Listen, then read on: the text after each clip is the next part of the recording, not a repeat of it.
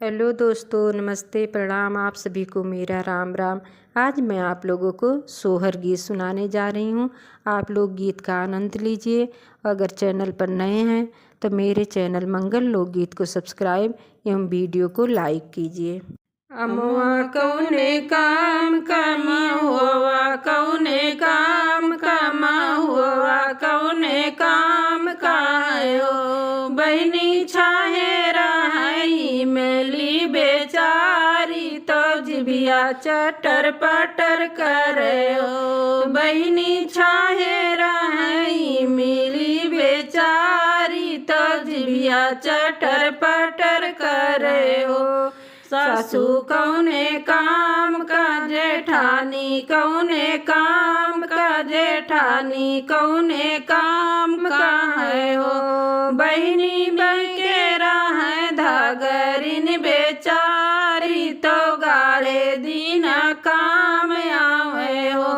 बहनी बकेरा है धागरिन बेचारी तो गाड़े दीना काम आवे हो। अमवा कौने काम कमा हुआ, कौने काम कमा हुआ, कौने काम कायो बहनी छाहे रहाई मिली बेचारी तो जिबिया चटर पटर करे हो।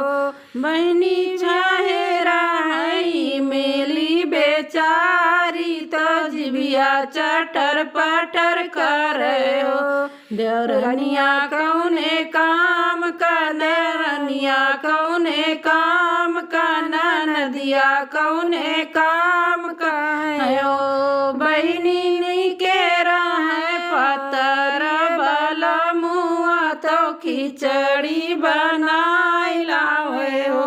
बहनी नहीं के रहे पतर बला मुआ तो खिचड़ी बनाई लावे हो। बहनी बना रहे पतर बला मुआ तो खिचड़ी बनाई लावे हो। अमवा कौने काम कमा हुआ, कौने काम कमा हुआ, कौने काम का है हो।